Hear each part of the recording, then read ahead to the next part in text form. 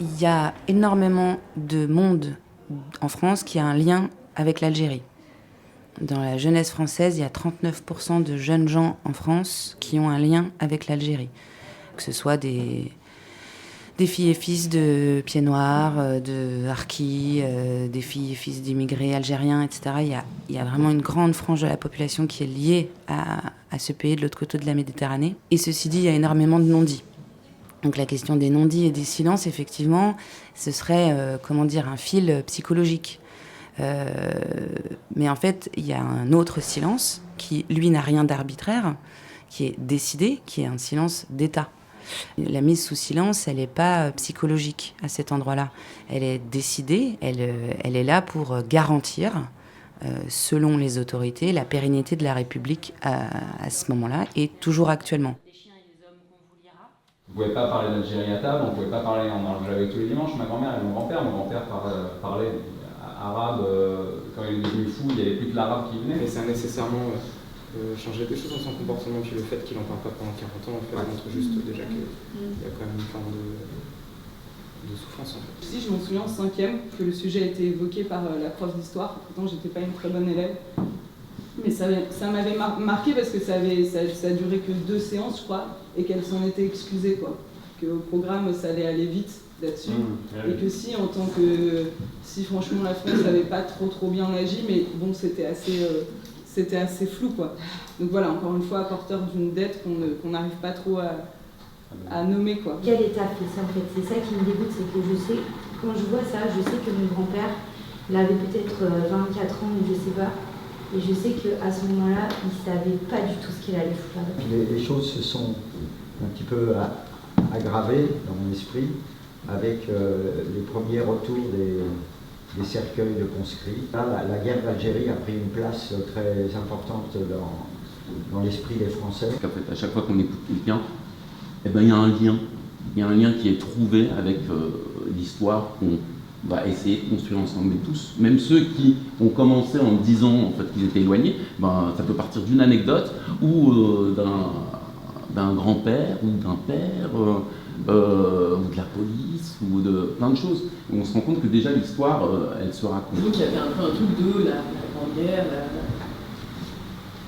comme nous tous, c'est la Seconde Guerre, et puis après, à partir de ça, on remet les pierres et puis on est à paix. En fait, je me dis non, mais en fait, la violence, elle a sa propre histoire. Parce que c'est quand même inscrit dans un contexte, je veux dire, Papon, l'OAS, De Gaulle, c'est quand même un truc. Et en fait, on en parle aujourd'hui, tout cela avec chacun des histoires différentes, et c'est violent pour tout le monde aujourd'hui en 2022. Juste se rappeler que les techniques utilisées aujourd'hui par la police dans les quartiers ou même lors de manifestations ont été créées et inventées en Algérie.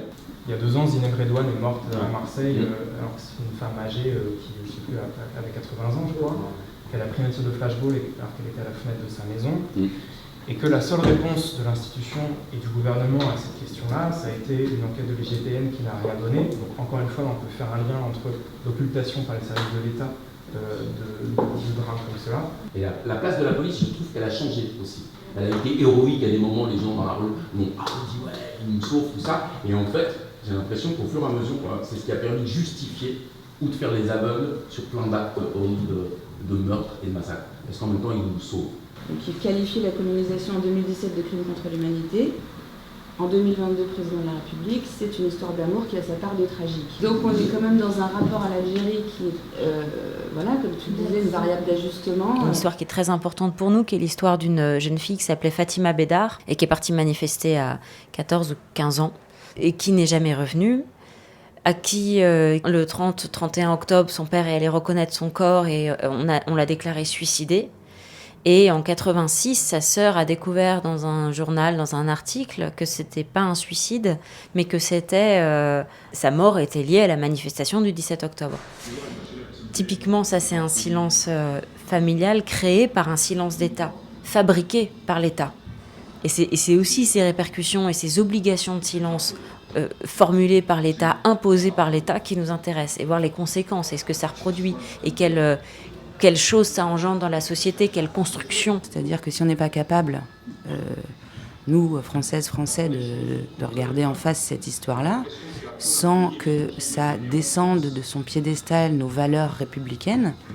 Il faut les réinventer, nos valeurs, en fait.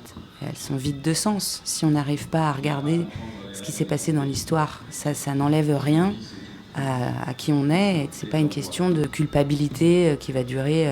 C'est de la morale, c'est de la psychologie de bas étage, en fait. On n'en est pas là. On a besoin d'avancer, en fait. Oui, c'est ça, et c'est là que le théâtre, dans ce qu'il a d'originel, dans son rapport même à la tragédie grecque, etc. Il y a les modèles de cœurs, de fantômes, de recherche de sépulcres, enfin tout ça. Il y a quelque chose on se rend compte qu'en fait, on est au cœur même d'un principe théâtral. Voilà, on rejoint les systèmes épiques, on rejoint les tragédies, on rejoint l'Antiquité, et en même temps, on est complètement dans des sujets totalement contemporains.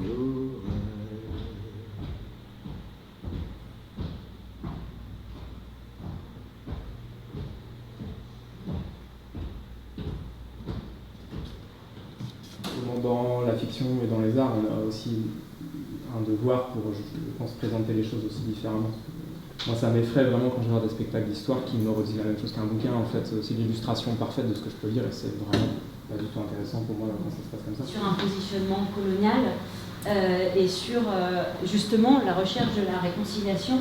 Et plus je rentre là-dedans, alors j'aurais pas l'explication théorique, etc., mais je crois que c'est un rebondissement aussi, c'est des choses que j'ai pas nommées encore et pas dit, mais voilà, je me suis dit en fait, c'est vraiment toujours une question de point de vue et une question de connaissance. Et je l'ai toujours lu d'un certain point de vue, et le fait d'acquérir toutes ces connaissances, je commence à lire d'un autre point de vue. Et cet autre point de vue commence à me déranger. Quelle chance on a de pouvoir partager tout ça et de pouvoir aller se confronter, aller apprendre, et j'espère par là me débarrasser d'une colère qui, malheureusement, je pense, quelque part l'a portée, puisqu'il y a transmission, quoi. Malgré moi. Tu m'as fait rire, c'est quand je t'ai proposé de travailler sur ce projet. Oui, je sais. Est-ce que tu as dit que j'allais avoir toutes les rondes de Sistra, c'est ça? Oui, elle est évidemment blonde. T'imagines? Je suis là, c'est parfait, je vais faire Marine Le Pen et tout. Avec plus la tête du diable ici, c'est moi. La question qui est importante, c'est de sortir de la guerre des mémoires, ou de la question de la réconciliation des mémoires. Ça, c'est un chiffon qui est agité, qui est un chiffon de politique politicienne, finalement, et qui a assez peu d'intérêt pour une vraie réconciliation. Les mémoires, c'est pas une question historique et c'est pas une question théâtrale, en fait. C'est une manière de dresser les gens les uns contre les autres ou de les satisfaire électoralement. Donc c'est pas du tout notre propos d'être dans une relation de pansement sur des blessures qui correspondraient à chaque communauté, parce que les communautés n'existent pas, ce sont des personnes, c'est des groupes hétérogènes, et c'est une manière dont on a pu parler de l'Algérie qui est très récurrente, la question des mémoires, et je crois que cette chose-là, c'est définitivement pas notre espace de travail.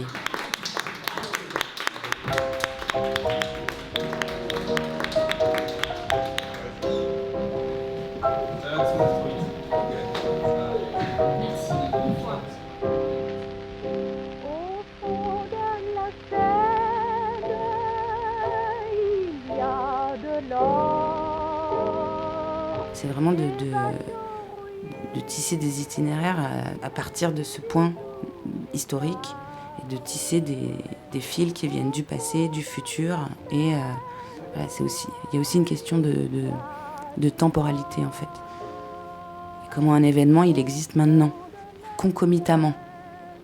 Et puis on s'est rendu compte que c'est des formes de mécanismes d'oppression, en fait, qui étaient à l'œuvre le 17 octobre en 61, mais qui étaient à l'œuvre bien avant, qui étaient à l'œuvre après, et qui sont encore à l'œuvre aussi parfois aujourd'hui. Et c'est plus en s'intéressant à ces mécanismes, en les faisant rentrer en écho, qu'on va s'intéresser à tout ça. Mais ce n'est pas que théorique, c'est-à-dire que ce mécanisme engendre des souffrances. Donc évidemment, la souffrance amène l'émotion, et évidemment, ça, on va le porter sur le plateau. La souffrance, il n'est pas question de dire qu'on ne souffre pas, au contraire. Mais c'est plutôt de voir comment il y a ces choses-là qui sont mises en place, ces systèmes, ces mécanismes, et qui provoquent des souffrances monstrueuses, qui provoquent peut-être des joies chez certains, mais voilà, ces espèces de... évidemment, ça provoque des émotions, mais que ça vienne d'une réflexion sur la façon dont c'est mis en place, et pas sur des quêtes intimes et personnelles. Et d'organisation, comment en fait, il y a des mécanismes qui sont mis en place. C'est intéressant de se confronter un peu plus à nous, les uns aux autres, sur notre manière de se positionner, pas face au monde, mais presque, du moment où on n'avait pas à prendre en charge le 17 octobre et les choses comme ça. D'un seul coup, il y avait plus de nous, j'ai trouvé. Pour, je sais pas comment si vous êtes d'accord dans mon groupe ou pas aussi. Si, je vois ce que tu comprends. Et tout d'un coup, c'est vrai que quand on évacue la question du 17 octobre, on se retrouve face à nos esthétiques. Oui. Et d'acteurs et de travail. Et du coup, nécessairement, oui, ça frotte, mais trop bien en fait. Ouais, parce qu'il y a 4, c'est vachement dur en plus, en 1 heure. Ce qu'on interroge cette semaine, c'est des pistes d'ouverture, des pistes de rêverie, des pistes de, je sais pas comment dire, avec d'autres choses, avec d'autres imaginaires, avec d'autres angles. On fait exprès, par exemple, vos variations de cet après-midi, elles sont extraordinaires sur l'ouverture de l'imaginaire. C'est-à-dire que, moi, personnellement, j'ai trouvé que vous m'avez permis de sortir du 17 octobre. Et en ça, d'un seul coup, cette scène des pêcheurs, je sais pas, elle m'a éveillé mais des tonnes de trucs dans la tête. Oui, le 17 octobre, on s'en sert un peu comme un catalyseur de toutes ces questions et surtout d'un pont vers aujourd'hui. Oui, voilà, un catalyseur. Notre relation à notre police, notre relation à l'État, au mensonge d'État, à une manière de nommer ou pas les choses. Donc il y a toutes ces questions-là, elles sont hyper présentes actuellement en fait.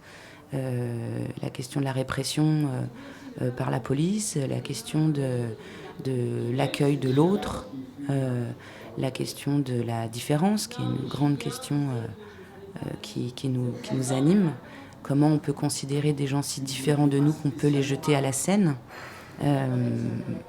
Voilà, le nous et eux. Voilà, toutes ces choses-là qui sont éminemment théâtrales. J'aime beaucoup faire ça. J'adore faire ça.